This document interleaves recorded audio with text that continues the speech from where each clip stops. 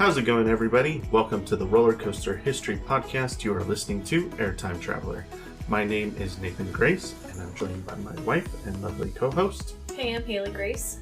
And thank you for tuning in to this trip report for Holiday World.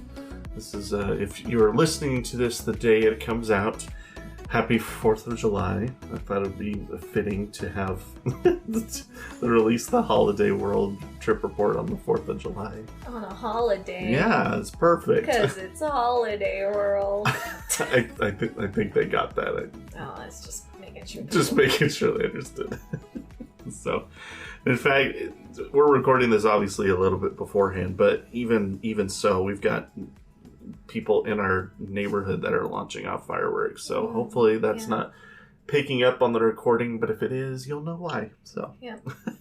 If this is your first time tuning in to the podcast, usually here on Airtime Traveler, our normal episodes, we're picking one roller coaster and we dive into the history of that individual coaster. So our last episode was Mystery Mine at Dollywood. So, and we've obviously done several others throughout the year. We release those every 2 weeks, so be sure to go check those out if you're interested in roller coaster history. And then obviously we have these trip reports. As we visit the parks, we try to release these trip reports just when we can. So if you follow us on social media or if you follow the podcast here on Spotify, then you'll be alerted or notified anytime we have one of these trip reports come out. So I think that's all I've got. I don't think anything else to dive into before we get into this? Nope. So kind of the way this trip report is going to be slightly different than what we've done in the past, mostly because this is the first trip report we're doing where I've done trip reports mostly with Haley for like last year, all the different Cedar Fair parks we went to. And then we did a Disney trip report, which we did with my mom and my sister, as well as me and Haley. Then we did a Cedar Point one with my dad because he went with us to Cedar Point, so the three of us did it. And then most recently I did a Worlds of Fun trip report with my sister because she and I went to Worlds of Fun together. This will be the first trip report where I went to Holiday World, but Haley did not. Mm-hmm. So this is more going to be me telling Haley about my trip to Holiday World just as much as it is me telling you, the listeners, about my trip. So it'll be a little bit of a different vibe just because Haley didn't actually get to go to the park. For those of you who don't know, Haley is pregnant. And so for her to come to the parks, it's been a little trickier this year just because she's not able to really ride anything. So she did Dollywood with me, but Holiday World and Kentucky Kingdom, which I have been to. And as you're listening to this, it'll be a couple days till I go to Lagoon for the first time. She won't be going to Lagoon with me either. So we're doing these a little differently, and then we're assuming next year we won't be pregnant and we can go back to normal. Knock on wood right now. We're assuming we won't be pregnant next year. Haley won't be pregnant next year, and we'll go back to normal trip reports for whatever we do next year. So that's the goal. That's the goal. That's the goal. So we'll have two children in tow with us, so that'll be a whole different aspect. But it'll be interesting. So. Well, let's go ahead and jump right in. So, I only spent one day at the park, so this probably won't be as in-depth as some of the other trip reports we've done in the past, where even Dollywood I spent 2 days. Worlds of Fun was just 1 day, but it was an ACE event, so we were there for like 11 hours. Like, it was a really long day, and there was a lot going on. So, this one probably won't be as in-depth as some of those. Also, there's only 4 roller coasters at Holiday World to talk about versus the other parks have 7, 8, 9, 10, whatever. So, but anyway, there's still plenty to talk about. So, so we always start with atmosphere. So, well, actually, I want to start first things first. This is totally unique to Holiday World. One of the things I loved about the park is it's really just a park that doesn't mess around with trying to nickel and dime you for things. And it just, which I've heard. It was just so nice to just be there and to just enjoy being at the park instead of having to worry. Because the first thing you get there, you pull into the parking lot and it's free parking. Like I don't even think they have like like VIP parking that you can pay for. I think it's just everything. You can't pay for VIP parking is what I mean. Like everyone's in the same parking, but it's all free. Right. So that's really nice. Like, so, because some parks are relatively expensive. Like, I think Dollywood was 10 or 15. Right. It's not too bad. No. I think Kentucky Kingdom was also around that same price range. Silver Dollar City is free, but you can pay for better parking. This is the first time I've been to a park that was just straight up free parking, which is super nice. Right. And then there's some parks that charge like $40. Yeah, it's insane. Yeah, like I think Six Flags, a lot of Six Flags parks are really expensive parking. I don't remember how much Hershey World. Oh. Hershey was pricey, I think, too. Probably like 20 or 30, somewhere in there. So I think Cedar Fair parks are 20. Something like that. So crazy. Yeah, but man, 40. I know some of the Six Flags parks are 40, and I'm like, that's crazy. So that's so Be right. cheaper to Uber. Seriously. And so that right away just gets your day off on the right foot, that you don't have to worry about paying for parking. So whatever you pay for your ticket, like you can get into the park for, I think I pay $50 with my Ace discount. Maybe 45. I can't remember, somewhere in that price range. But for that, you do have to pay for food, but that's a given. Everything else completely included, right? Yeah. So it's just super nice that it's just kind of a no frills way of running the park and just gets your day off on the right start. So, so that was number one thing. First, obviously getting there, not having to pay for parking, just going straight into parking and walking, straight up to the entrance, no problems. That's really nice. So, you walk into the park here. So here's the entrance, and you walk into the Christmas section of the park, which is, it started, I think it was called Santa Claus Land when it first opened back in the, I think, 70s or 80s. And so that's what the whole park used to be, was just like this little Santa Claus village type feel. That makes sense because it's in the town of Santa Claus. Yeah. So that's really what it just started off was, is it was like a little area with a few rides. Basically, you can see it's actually color coded on the map. So all this in green here is the Christmas section. So, and that spot's obviously themed really well. That has like this nice little fountain here that's like Christmas ornaments. Cute. So that's really cute. It reminds me kind of, not that place we went to in Gatlinburg. Oh, like the little village? Yeah, it kind of reminded me of that a little bit, but obviously more of a Christmassy feel than like a Dutch Wonderland type feel. So, but similar in how it was set up. So, and there's a few shops, and there's not like a whole lot of rides in the Christmas section. There's a kiddie section there, but that's, obviously I wasn't concerned with that. So, a lot of it's just shops, and there's a little bit of food up there. And then, so what I did when I first got to the park is I was basically going to head to the back of the park, because the two big rides, the two most popular rides are the Voyage and the Thunderbird, which are at the back of the park. Right. So they open the Christmas section like, I don't know, half an hour before the park opens. And then you can this Halloween sign right here that takes you into the rest of the park. They basically just rope that off, and then you can just wait there until they open up the rest of the park at, I think it was 10 o'clock was when they opened everything up. So, so then the Halloween section, we always start with atmosphere, right? Right. The atmosphere of the park was just really, really cool. Like, it's very clear. I would have liked all the holidays. Yeah, well, and it's fun because, I'm not gonna go out and say that it's Disney level of theming, right? But I don't expect that, because they don't have Disney levels of funding, right? But for what they have a theme that they're going for, and they're sticking to it, and it's I like that, very clear and very, I mean, it's even clear on the map. It's very clear on what their themes are. And one thing I noticed is even simple things like the way that they angled speakers throughout the park. Like when you're in the Christmas section, like they've got Christmas music playing, and I remember distinctly at one point I was in the Christmas section and I think getting lunch, and I walked through the sign to the Halloween section, and they must have the speakers angled like away from the sign. So like literally you walk under the sign and like the Christmas music fades and like the Halloween music kicks in within like, 10 seconds of walking. That's cool. And so I like that. That's smart. It is really well done. And so like the Halloween section was playing like typical Halloween music, like Monster Mash, but it also had like old like 60s music that just had Halloween themes. Like it played, I think I remember like one of the songs was Old Witchy Woman by the Eagles. So like something that's not specifically Halloween music, but it talks about a witchy woman, right? So like it's kind of fun that like it's not just straight up playing children's Halloween music, but it's also playing other stuff that just has a spooky theme to it. Yeah.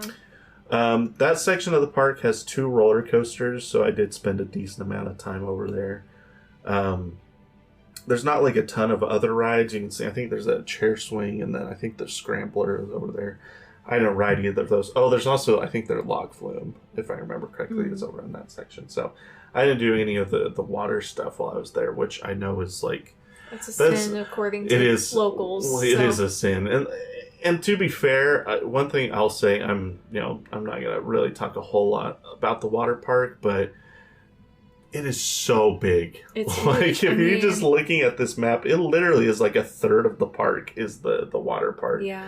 And just walking, because I walked around the whole water park just looking at it and seeing if I could get angles for pictures and stuff. And of the coasters, not of the water park. Of the coasters, to be fair, yes. And it's just visually impressive how big the park is and how many slides there are. Like, there's really, you could make a whole day out of just the water park if that's what your cup of tea is. Right.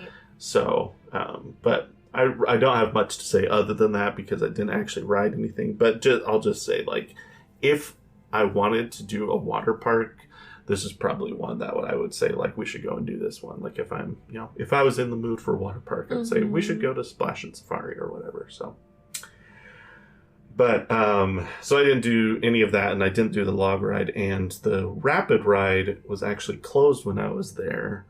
And they just announced, like, a week or 2 ago, maybe, by the time you're listening to this, probably a few weeks, that they're actually permanently closing the rapid ride. And it's rumored that they're going to tear it out for the roller coaster that is supposedly coming in 2024. Oh, fun. Which actually, based on documents that people have pulled, it's pretty much confirmed what's coming for 2024. You remember we talked in our Vekoma Boomerang episode about their new family boomerang coasters? Oh, yeah. Based on documentation, it's like 99% certain that they're putting a family boomerang in, which will be the first one in the United States. So that's a big deal. Yeah, that is cool. So it won't be, groundbreaking, record-breaking like some of these other coasters they put in. But I think it's a good fit for the park because, I mean, really the only quote-unquote family coaster they have is the Raven, which even that one is a little, like, that's pushing family coaster. So I think it's a good fit for the park because they have a kiddie coaster that's where's it at? I think I actually can't. Oh, it's in this section over here. You can see it right there, 24. Okay. So they do have a kiddie coaster there, but it's going to kind of fill in the gap between the kiddie coaster and the Raven, which I think is good for the park. So I feel like all parks need at least one of those. Yeah, they really do. They really do. So anyway, that'll be good for them. So, anyway, that's all to say. I did not do the log ride in the Halloween section. So, then the 4th of July section, I didn't spend a whole lot of time there. There's mostly flat rides in that section, and then there's some other kiddie stuff further out in Holodogs Fun Town. There's a little train over there and some other stuff, but I didn't spend a whole lot of time there. There's one of those launch towers over there, like Firefall at a Silver Dollar City. Right. They have one there called Liberty Launch. I did get some food over there, and there's a show over there that I went to that we'll talk about later. But I didn't spend like a whole lot of time there. I did spend a decent amount of time in the Thanksgiving section of the park, just because there's 2 major roller coasters over there. Right. Basically, as soon as you kind of walk into, you can kind of see where the 4th of July blends into Thanksgiving over this way. Mm-hmm. It basically is playing like old Western music, kind of like banjos and, kind of Silver Dollar City music. Mm-hmm. So, and they do, it's really cool to, like, not just the music and the names of the rides, but even the food that they serve at, like, the different places. They've definitely themed it to the different holidays. Yeah. So, like, over here, this restaurant does, like, a Thanksgiving dinner that you can get. Right. My cousins were telling me about this. Yeah. So my cousins are local to this park, so they go, not quite a bit, but, like, more, like, this is their home park. Yeah. So. Yeah, they only live like an hour away from Holiday World, so. Mm-hmm. In fact, I think they went the day before you went. They did go the day before. Yeah. That's just kind of how it happened. I don't even think that was their plan when we planned this trip. Like, let's go, and then they went. Just kind of ended up going. So, yeah, I don't know that I have too much more to say about the atmosphere other than just it's well done. So it's done with purpose, which we've talked about parks that don't really have a rhyme or reason to their theming. Mm-hmm. Holiday World is certainly a theme park rather than just an amusement park. I would definitely put it into that category. Right. And so it's always fun to see when they clearly have a vision that they're going for, and they're, executing that and putting the effort into to make that happen. So one thing that is kind of fun that I don't know if we'll ever talk about this in an episode of Airtime Traveler, like our actual episode, so just thought I'd mention it here. I listened to a podcast episode that Coaster Radio did with one of the park executives at Holiday World. And I guess when they were talking about adding the Thanksgiving section back in 2006, I think is when the Voyage opened with the whole Thanksgiving section, there were some park officials that wanted to do a Valentine's Day section of the park. And the coaster, like the headline attraction, the headline roller coaster for that section was going to be called Heartbreaker.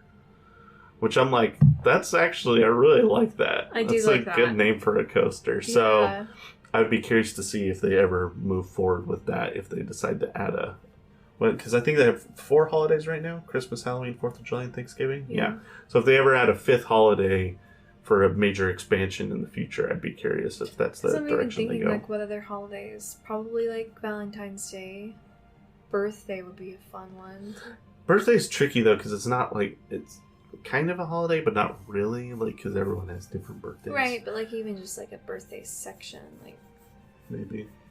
So, Valentine's Day, I think, is definitely the next obvious one that they could do.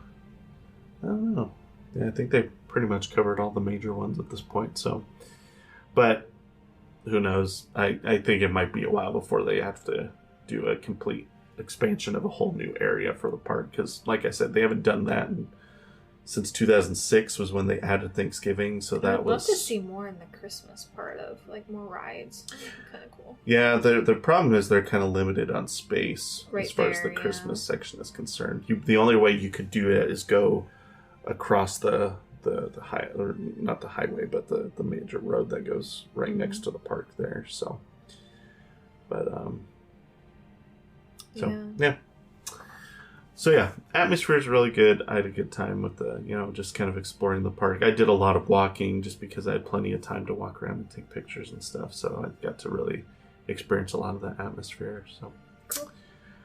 To talk about food, I didn't really get to experience a lot of the food. Well, you sent me a picture of the ice cream. Yeah, so there were a few things. So I went to... I always do this. I'm going to pull these up and make sure I got this. So I went to Santa's Merry Marketplace, which is towards the front of the park. I had heard that they had good pizza there, but I think they may have changed the recipe for the pizza between the time I got that recommendation and when I went to the park. Because the pizza didn't look like anything like people had said it in the past. Yeah. So... I mean, it was good, but it didn't, blow me away. Right. So, and then somebody said something about, like, the deep-fried Reese's over in the 4th of July section, but when I went to go get those were not available anymore. So, like, all of the recommendations I got just dated. Just kind of fell flat. So, but then... I mean, it does look like they've got good options. Well, that's the thing, is, like, I went to the park with, like, you know, these recommendations in hand and tried them out, and they were okay. When I got back, I saw someone post, which one? What's this place called? Let me find it.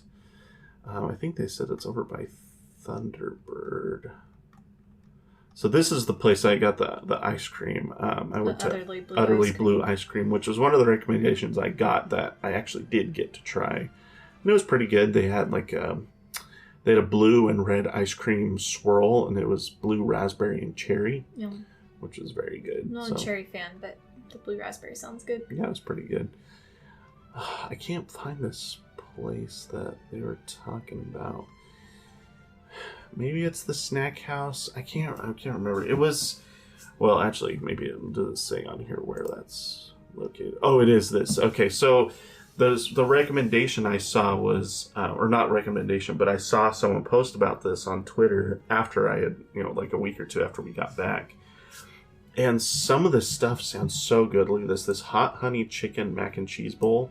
It's chicken with hot honey sauce and pepper jack mac and cheese. That does look good. That sounds so good. And I'm so bummed that I didn't get that as my recommendation, because that sounds so good. So I feel like next time you go to a park, you need to look up your food. I kind of think that I think that's my work. That's the thing. I like the food at parks. That's one of my favorite parts. Yeah, I think what I might have to do in the future, because of how my experience with the food went, is I'm gonna have to start just doing my own research and looking at these places and see what sounds good.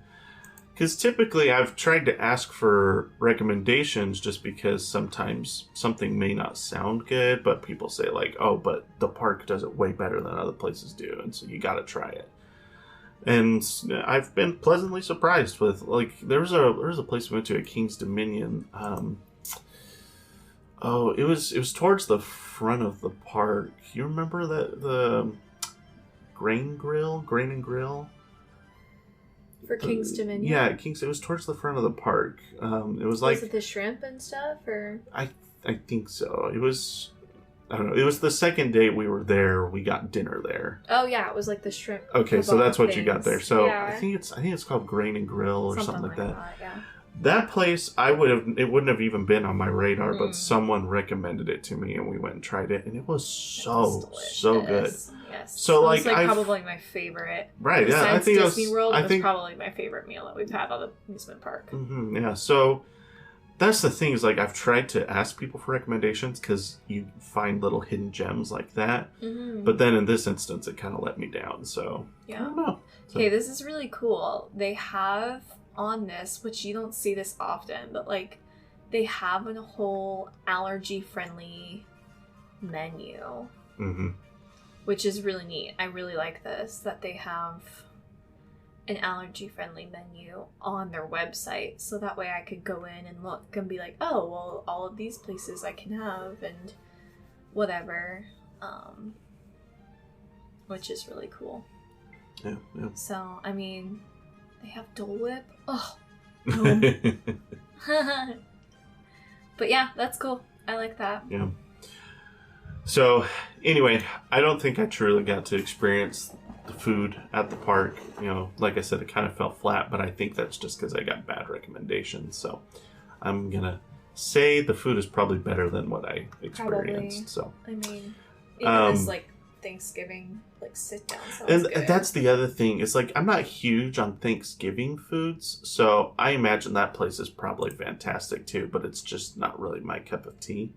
So for people that do really love Thanksgiving foods, I'm sure that's fantastic. So yeah. So the other thing that's kind of to do with this, it's not food, but it is drinks. I find it incredible that the park just straight up offers free soft drinks for everybody all day. Yeah. And it wasn't this thing where because you can actually see it. I'll show you. So you can see these little Pepsi logos that are on the map. Yeah. each one of those is a drink station. That's really cool. So, like, it's not this thing where, like, oh, if you go to this one drink stand back at the front of the park, you can get free soft drinks there. It's like, no, they've put, like, 15 to 20 of them all around the park so that wherever you're at the park, anytime you're like, I'm getting thirsty, I need a drink, I can go to, the soft drink stand and get a free drink. And it's self-serve. Like, you don't even have to go up and ask somebody. It's literally just... You go grab a cup and you grab a cup and you fill it up, and then they have trash cans and you just toss your cup.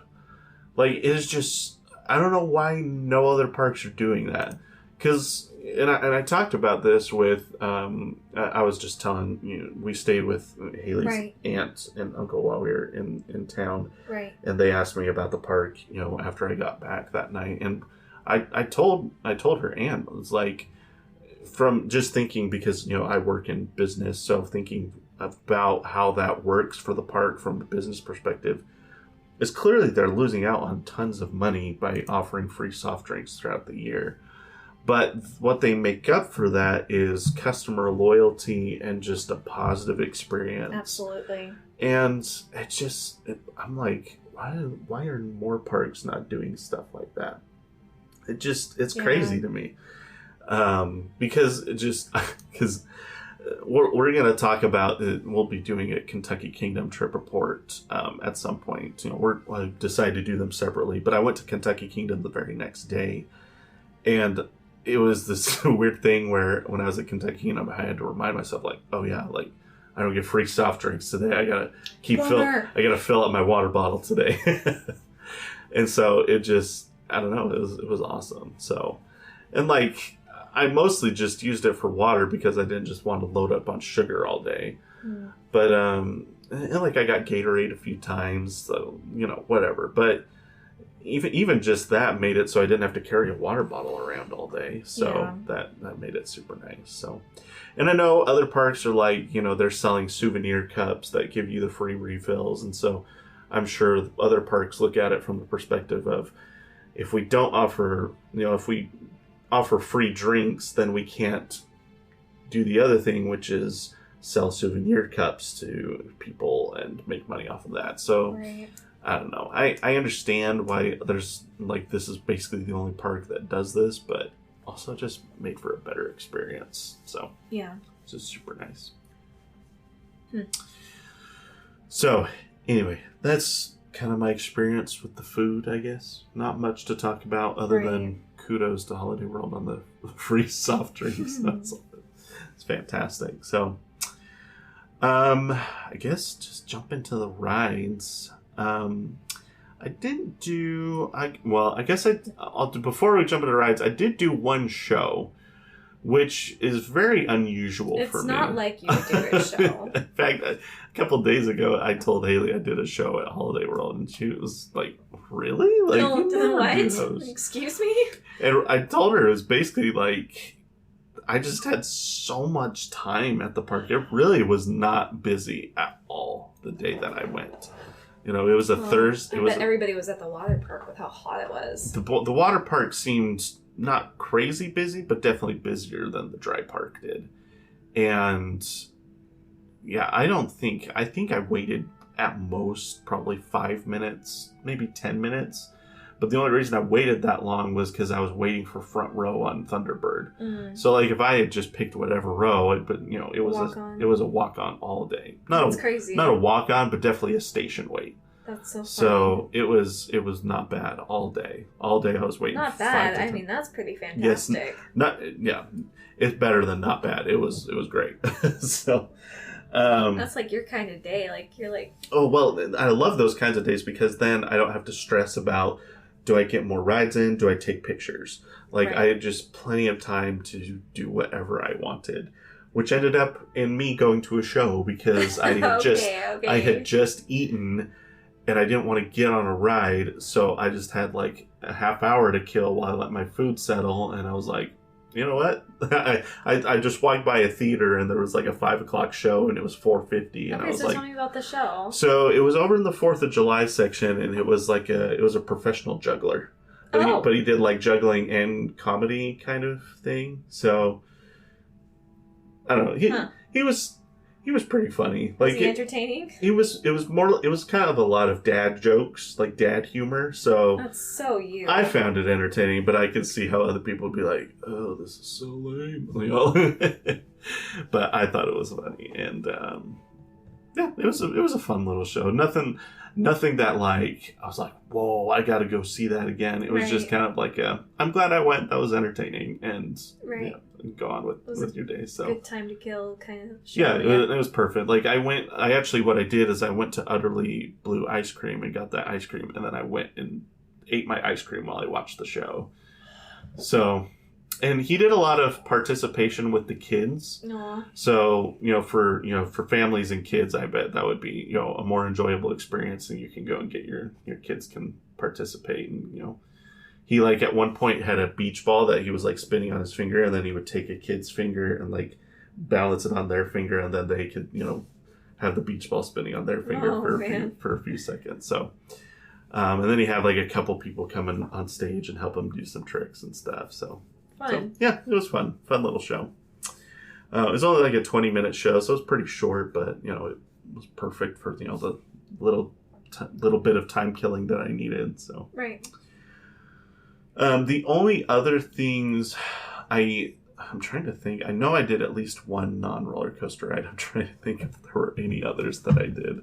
I typically, if you've listened to these trip reports, you typically know that I'm pretty much just doing roller coasters. You don't even like a lot of the flat rides. It depends on what kind they are. If they're spinning rides, then I am I'm not. I'm not about that. But if it's water rides, it's kind of hit and miss. It depends what kind of mood I'm in that day. If I'm crunched for time to get all my coaster credits in and get pictures, then I'm probably not doing water rides. But like when we go to Silver Dollar City, I'll do Mystic River Falls and American Plunge. I'll do the water stuff because I know I'll be back. Well, Mystic River's so fun. Well, Mystic River's fantastic. So, but yeah, so I'm really sad I'm gonna be missing out on this. Yeah, I know. So. Just kind of scrolling through the rides here. I really think I may have only done one non-roller coaster ride. Which was? Well, I gotta find it. I can't remember I know where it's at, but I can't remember the name of it. This one. Okay, it's Gobbler Getaway. Oh, a shooting ride? Yeah, so it's a shooting ride. I think it's fairly recent. I think in the last 10 years they built it. So it's not like super outdated. It's fairly modern shooting ride, and it's funny. Like basically, I don't think you care about me spoiling a dark shooting ride, but so the story is that the turkeys have escaped, and you need to help capture all the turkeys for Thanksgiving dinner, right? So like the things that you're shooting at, it's laser. It's just a laser, and every time you pull the trigger, it gobbles. It's like, so like the whole time your gun's just gobbling at you. I would be so all over this. It's pretty fun. So you're just shooting at turkeys that are popping up left and right. That's there's so funny. Literally not hundreds, but dozens of turkeys throughout this ride. And so then you get to the end of the ride, and there's like the animatronic is like, "Thanks for catching all the turkeys," and he's got like 20 or whatever turkeys in front of him. And then you go into the next scene, because as we're going through the ride, I'm like, this is kind of a little morbid that we're catching all these turkeys to kill them and eat them. But then you get to the last scene, and the doors open, and it's all the turkeys sitting at the Thanksgiving table, and he like opens up the thing, and I can't remember what was underneath it, but it wasn't a turkey. It was like some other food thing, like a fruit or something. And he basically says something like, "I just couldn't do it." So then all the turkeys are eating Thanksgiving with him, but it's like they're not eating turkey; they're eating something else. Funny. So it's pretty funny. So it's a cute little ride. Obviously, it's really great for families. And the only gripe I had about it, which seems to be here's the thing. Haley and I have grown up doing, as far as shooting rides, we've both been, grown up doing Buzz Lightyear Space Ranger Spin at Disney World, which when you're on that one, very clearly you can see where you're shooting. There's an actual red dot laser that comes from your gun.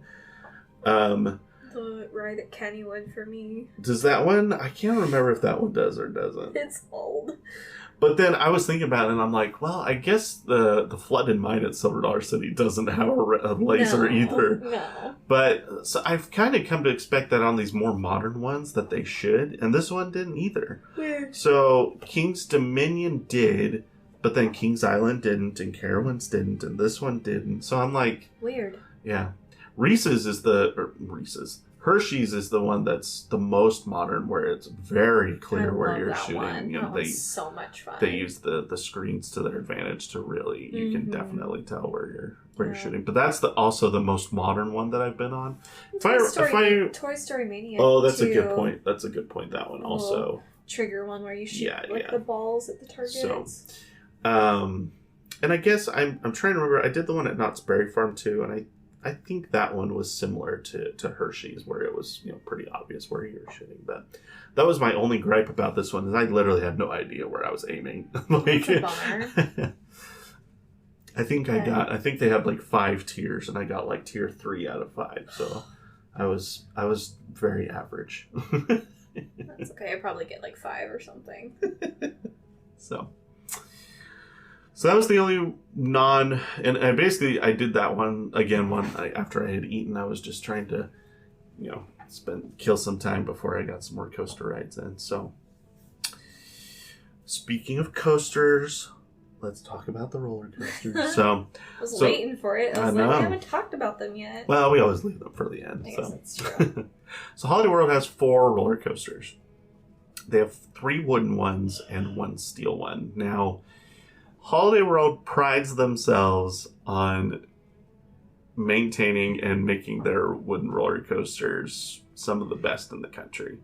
Now, I've spoken before how I don't particularly enjoy wooden coasters as much as the average enthusiast. Not to say I don't enjoy them.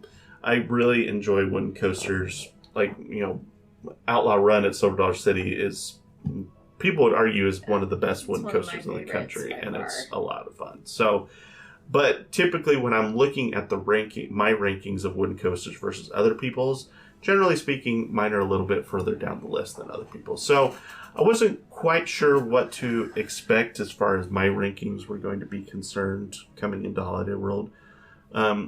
Especially because I know that their wooden coasters are not as modern as some of the others. They were all built 2006 or earlier. So I know that they have the old PTC trains on them, which for larger people like me aren't nearly as comfortable as like GCI trains or Gravity Group trains. So I kind of went into that expecting, we'll see what my opinion is. So let's do this from, as we normally do, we do the CoasterBot rankings from bottom to top. So the lowest ranking one on the CoasterBot rankings is the Raven, which is the smallest of the 4 coasters. So Raven is at the very front of the park. It's their oldest coaster. I really enjoyed Raven. It was a lot of fun. The station is playing because it's in the Halloween section. It's you can definitely tell the building's a little older, but it's still there's nothing wrong with that. The station is playing Blue Oyster Cult music when I got in there, which is rock music, but it's kind of got a spooky vibe to it. Blue Oyster Cult does the Don't Fear the Reaper song. So, so you can kind of get an idea of what a lot of their music is like. It's just kind of rock music, but it's kind of a little bit of a creepy undertone to it. I like that. So, and they weren't playing just Blue Oyster Cult. And that was for Raven? That was for Raven. So, so I like the station. The ride itself was really good.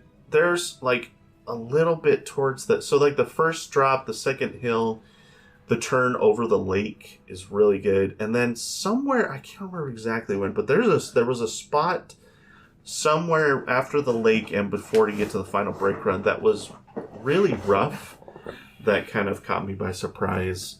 That I wasn't particularly a fan of, obviously. Yeah. And then the ride, when the ride ended, I was kind of surprised. It was a little shorter than I anticipated.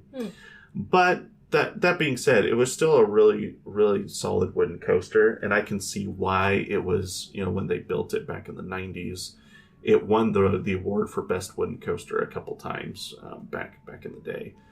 So, and I can see why. It's a solid roller coaster. It's a lot of fun. I would like to see them maybe do a little bit of retracking work to get it a little bit smoother. Yeah. But I had a really good time. I got to do a front row ride and a back row ride because out of all the coasters, that one had the least amount of people in line, which that one basically was a walk-on. I think both times I rode it, we didn't even have a full train. So, in fact, one of the things I'll say, the operations at Holiday World were super nice because this only happened one time, but I think if it happened other times, they probably would have done the same thing.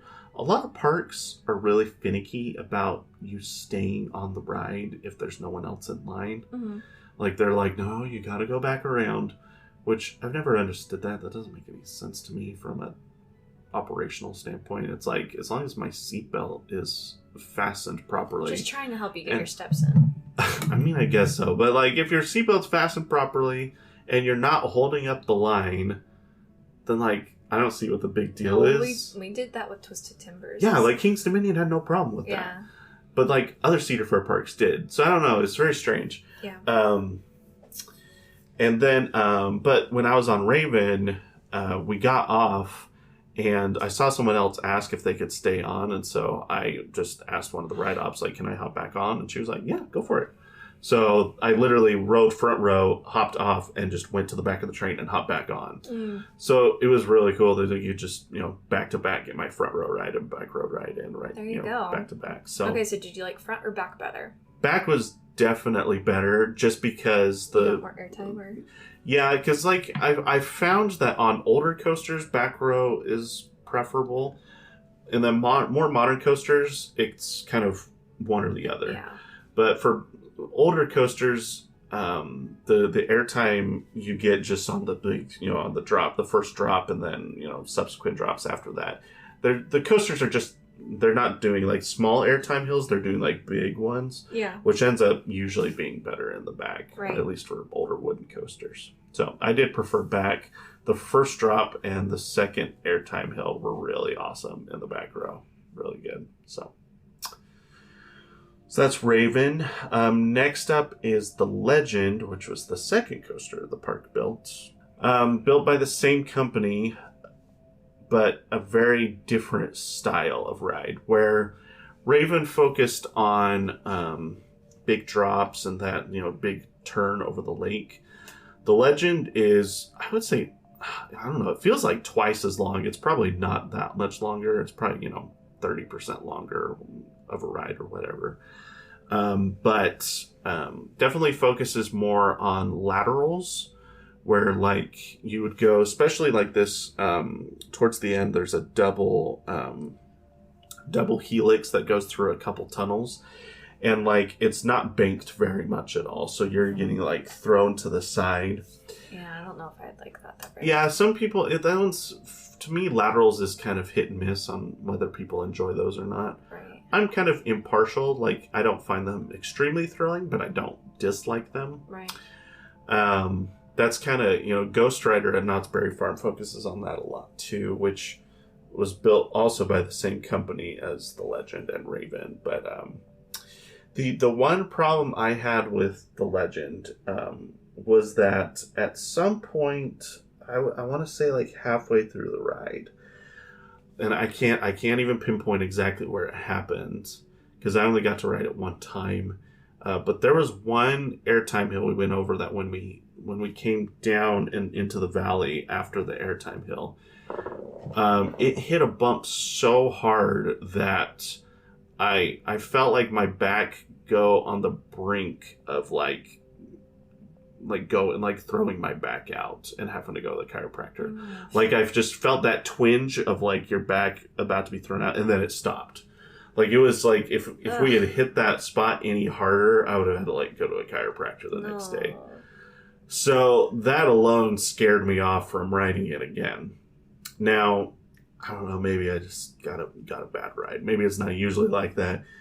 Maybe they noticed it the day after I was there and got it fixed by this point. I don't know. I can't say for certain because I've heard people talk how much they love the Legend, and I it was kind of a bummer that because most of the ride was totally fine. It was fairly bumpy, but that one section was just like, whoa, that is not okay. Like that really hurt. And so I don't know. I kind of had a bad experience with the Legend just because of that one little spot of track. So, also just I don't know if this is just perception or whatever, but to me it felt like the Legend had the tightest seats out of all the other wooden coasters that I did. Like, all the Raven, the Legend, and the Voyage all have the same model of trains. They're all from PTC. And I think some of the PTC trains have they have armrests that are kind of like this, where it goes up and around, but there's still a gap in the middle. Oh, yeah. But I feel like I remember the Legend had, it was just all one piece. And so there wasn't any room for your hips. You were just kind of forced into that seat. So I don't know if that's for certain. That's just based on, I'm trying to remember a couple of weeks ago now, but right. It felt the trains were the least comfortable of the three wooden coasters, and then that one spot of track just had a huge pothole in it from my experience. So I didn't dislike the Legend, but definitely did not enjoy it as some of the other coasters that I did that day. So, all right, so that's the Legend. The Legend of the Legend. The Legend of I guess the that's Legend. not the Legend of the Legend. We have to do an episode. I would say one of my favorite things about the Legend, I forgot to mention this. So it's themed to the Legend of Sleepy Hollow. Okay. And when you get to the top of the lift hill, you actually hear the howl of a wolf before you go down the first drop, which doesn't take a lot of effort to put that in. Right. But it's just a nice touch. Again, I forgot another thing they do. So you basically start in it's supposed to be like an abandoned church building. It's like the station. And as every train leaves, there's an actual bell, like a tower bell, that one of the ride operators pulls and rings. That's kind of cool. When each train leaves the station. Again, I feel like it's just even if parks did little touches like that, that's all it takes. Mm-hmm. You know? That's all it takes for something to go from okay theming to great theming. You know what I mean? And just little things like that give each roller coaster its own personality. And it doesn't take that much. And so, and we're going to talk about Thunderbird right now. And there's something that Thunderbird does too that's really cool. So the next one was Thunderbird. So B&M launched Wing Coaster. That's their most recent one. I think they built it in 2013, 2015, somewhere in there. And I think it was 15 actually, because I think it's been 8 years since their last coaster. So I think 15 was when they built it. I really loved Thunderbird. As you know, I am a sucker for a launch coaster. So I am too. This is it's not the only, one of the only B&M launch coasters in the country. I think one of 3 now, with the opening of Pipeline a few weeks ago. So it's obviously totally different than anything else I've been on. Not totally different, because I've been on other B&M Wing coasters, but the launch just gave it a completely different experience. And honestly, the launch kind of caught me by surprise. I knew it wasn't going to be as powerful as a Storm Runner or even a Powder Keg. Right. But it was much closer to Powder Keg's launch than I thought. If you say Storm Runner is a 10 out of 10 as far as how powerful it is, I would put Powder Keg at an 8. Yeah. And this one I'd put at a 6 or a 7. So, not too far behind the intensity of a Powder Keg launch. Of, another launch. What about a Sky? Is it Sky Rush? Sky Coaster? Well, Sky Rush, it's not a launch. It's just it's a cable lift hill that it has. And can you win?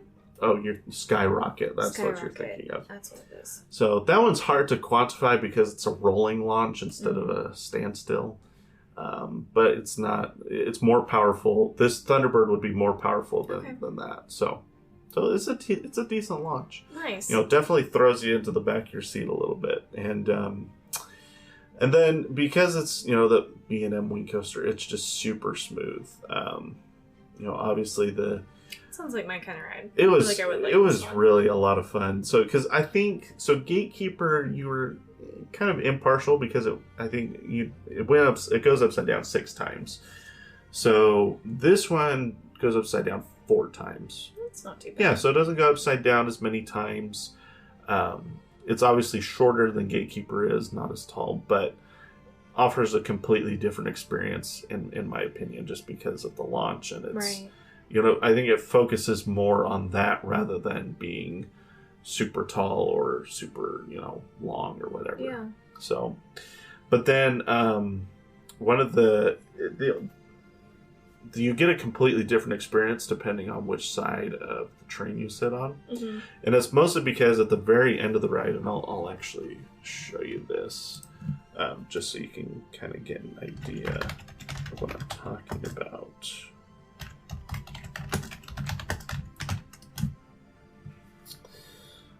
Let's see. So it's this part right here. So that's so cool. Yeah, so at the very end of the ride, there's this barn that has like this part of it that's been smashed, and the train goes right through it, kind of like the near miss like keyholes on Gatekeeper at Cedar Point. Yeah. But if you sit on the right side of the train, you don't get nearly the same effect on this as if you're on the left side of the train. So right. 2 different ride experiences. Very much so. So cool. I definitely preferred left side of the train for that. There is this part right here where you go underneath another barn, so the whole train gets to kind of experience that one. I'll also say there's this really funny touch, and you can't really see it in this picture, but there's actually right here you see 2 hand, like as if someone had gone through and smashed with their hands up, and so there's 2 like outlines of hands. Touch.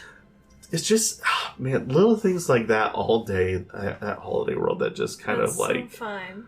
Very attention to detail that just made it a fun experience. So. Yeah, for sure. And then the other thing that Thunderbird did really well that I really enjoyed is, so when you're in the station, you pull forward into, you're still indoors, but that's basically the start of the launch track. So you pull forward like 20 or 30 feet. You're still in the building, and then it starts like there's like a thunderstorm that starts playing, and then there's just like this huge crack of thunder as it like launches you off. Cool. So again, like we were talking about with the Legend, where it's just like little touches like that just build the anticipation and give a little personality to the ride. That like other rides, I'm trying to think of like other launch coasters. Like launch coasters are usually better about this than other rides. Like Powder Keg, you get the countdown with the siren that kind of gets gets my heart rate gets your heart pumping right before the launch kicks in. Or like Rock and Roller Coaster, where Steven Tyler starts yelling the countdown. Right. So like things like that are just really good to really immerse yourself in the ride experience. Because I feel like with not Maverick, but the one at Hershey, Storm Runner. Yeah, I don't think they do a countdown. The only thing it does is there's this guy that comes over and says, "Now get ready, here we go," and then when he says that, you launch off. Yeah. So you don't get as much of that on Storm Runner, but I was trying to think of like other ones, like I don't know. I mean, Skyrocket. There's Maverick nothing. Didn't have anything either. Maverick doesn't really have anything. You can. I think that it plays like a train crossing sound when you go into the building, but like if you stop because there's a train ahead of you on the tracks and it stops you there, you probably hear that. But when both times that we rode Maverick, you just went straight into that second launch, and I don't remember hearing anything because you just go sailing right through that second launch, and so fun. But anyway, so Thunderbird was a lot of fun. The only complaint I had was I rode on right side 2 times, and I felt like right side actually had a little bit of a rattle, like it was just a little bumpy. But I didn't notice that on the left side, which is strange. That's weird. So I don't know if if you just that's had about. bad seat. I don't know. It was very weird. I rode it 5 times, so I got 3 rides on the left side and 2 on the right, and it was fine though because I preferred left side anyway because of the near miss element. So so I just was like, I guess I'll just ride on the left side since the right side has a little bit of rattle. I don't know, but that didn't affect how I felt about the ride just because I could just ride on left side and avoid the rattle. So anyway. I guess that makes sense. A lot of fun. Very good. So then the last coaster to talk about is the Voyage. Now, the Voyage is super interesting because it is a legend in the roller coaster enthusiast community. Like, ever since I became an enthusiast and started getting involved in, this community, I've heard people talking about the Voyage nonstop. It's basically what turned Holiday World into a little fun amusement park with a couple coasters to this is a coaster enthusiast bucket list park. Because the Voyage is massive. It's like you can see it almost anywhere in the park. Like this thing is so big. Right. And it's over a mile long. It's like so long. And so that was tricky because I was trying to curb my expectations. Like, people just rave about this thing. Like, literally the week before I went was the Hollywood Nights event, which is like the most anticipated coaster enthusiast event in the country, other than CoasterCon probably. Right. And we talked a lot about that. You and I have talked a lot about that. But if you're not familiar, it's such a popular enthusiast event that you basically sign up for tickets and then it's a lottery to determine whether you get the tickets or not. Like, that's how popular this event is. You basically have to luck out to get the tickets. And if you're, have more of a following or you're a media person, you're more likely to get those tickets than not. So It's tricky. It's a definitely highly anticipated event. So I saw people going to that event the week before, and I literally saw people that said, like, this is my first time on the Voyage, and it is my new number 1. Like, they were putting this above, like, Steel Vengeance and Fury. So, like, that's in the back of my mind as I'm, getting on this coaster, and it was the first one I did that day. I just went straight to the Voyage, because I didn't know what the lines were going to be like, and I know it's their most popular ride, so I was just like, I'm just going to get Voyage out of the way now. And I don't want to say I was disappointed because I think that's a strong word, but I do think my bias towards steel coasters over wooden coasters definitely impacted how I feel about the Voyage, because the faster a wooden coaster is, the bumpier it is. Like, that's just kind of the nature of the beast. Like, if you think of, like, if you're driving on a bumpy road and you're only going 5 miles per hour, it's not that bad, versus if you were going 70. Like, it happens, right? Right. So when this massive wooden coaster is just hauling through turns at 50, 60 miles per hour, it's very noticeable how bumpy it is. Now, I know they had the first drop and first Camelback Hill were completely retracked this off-season, or maybe the off-season before that. And they were smooth as butter and really, really fun. And then as you get, I think maybe it was even the first 2 Camelback Hills. Anyway, at some point, you hit this section of banked turns. Basically you do a bunch of big hills, and then it goes into this winding section out in the woods where you're doing banked turns and helices and stuff. And that portion just beat me around. Now, again, because I'm not a skinny guy, those PTC trains aren't really forgiving for someone with bigger hips like me. So I don't know if that played a part into that. Maybe if I was 40 pounds lighter, I would have enjoyed it a lot more. Right. But I don't know. It was a lot of fun. I will obviously I rode it, I think 4 or 5 times that day. So I rode it a lot, and it was, I'm every time I go to Holiday World, I'm going to ride the Voyage. Don't mistake me to say that I dislike the Voyage. It just, I think, was a little overhyped by other enthusiasts, which maybe other enthusiasts are skinnier and it's, not as painful for them, or Right. they just enjoy wooden coasters more than I do. Right. So I think that's really just what it came down to. Just The Voyage. personal opinion. Yeah, it's just, and I think I was a little bummed out because I knew how much of a legend the Voyage is amongst the coaster enthusiast community. Mhm. So for me to feel kind of impartial to a coaster that other people are ranking as their number one over everything else they've been on was kind of a weird sensation for me. It's kind of weird to feel so different about a ride than other people do. Right. But I don't know. Maybe if they keep doing the retracking work that they did on those first few hills, if they did that on the whole track, then I could totally see this, jumping into my top 20, top 10, because the layout has the potential. Like, it's a great layout. It was just too bumpy for me is really what it came down to.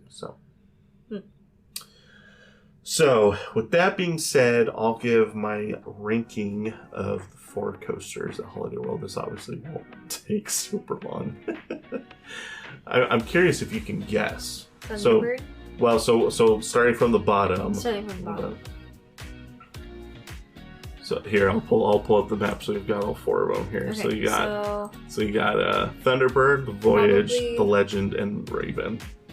Okay, probably Raven, Legend, Voyage, then Thunderbird. You're close, except Legend is the one that almost threw out my bag. So right. Okay, so Legend, Raven, Voyage, then Thunderbird. So I've got the Legend at number 4. Like I said, good ride. Just there's that one section of track that almost threw my back out, which is no Scary, good. So yeah, it was very scary. So patch that one section up, and it definitely I would have a much different opinion of it.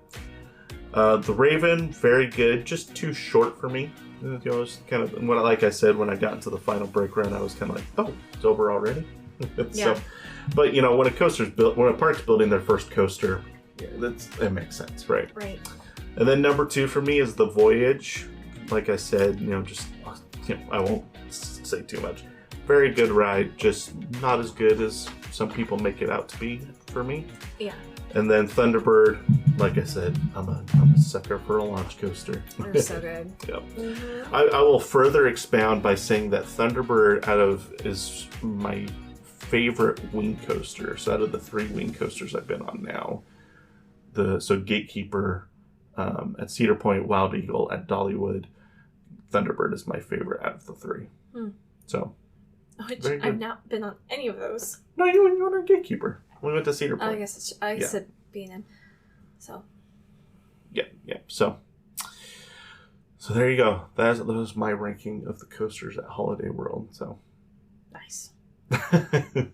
Do you have any questions or any final things you want to say?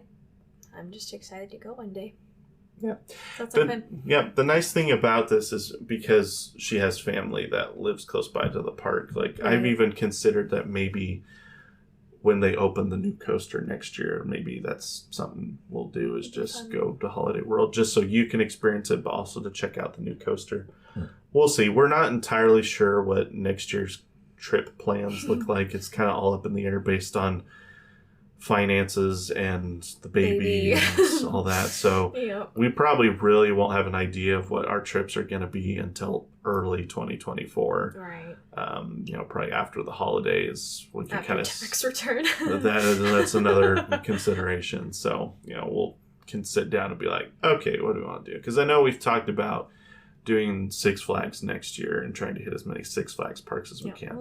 We'll see. It's it's all up in the air up until that point. So well, thank you for tuning in to this trip report. Appreciate your support for the podcast, and be sure to go follow us on social media. You can find us on Twitter and Instagram. Our handle is just at Airtime Traveler. We're obviously, you'll be able to keep up to date on any regular episodes we have, and also these trip reports that we do, and also just other, conversations we're having over there, or, other images or pictures I might post. So you can keep up to date on all of that. And Be sure to, if you liked this trip report or if you liked any of the other episodes you may have listened to, you can scroll up. If you're on mobile, you can scroll up to the top of the podcast, the page for the podcast, and you'll see a little section down below where you can give us a 5-star rating. If you could do that, that would be, we really appreciate that. That helps people find the podcast in the future. Yep. And I know some of you have done that already, and we really appreciate that. So, yeah, for sure. I think that's pretty much it. Be sure to check out. So this is releasing on the 4th of July, which means we've got an episode coming out. Oh, I gotta check the date here.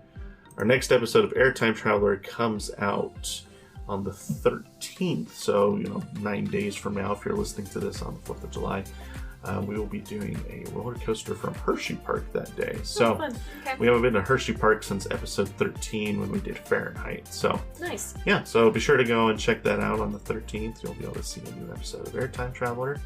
And more trip reports from Kentucky Kingdom and Lagoon will be coming as well. Yep. So, and I think that's all we've got for today. Yeah. So thank you for tuning in to this trip report, and we will see you in the next one.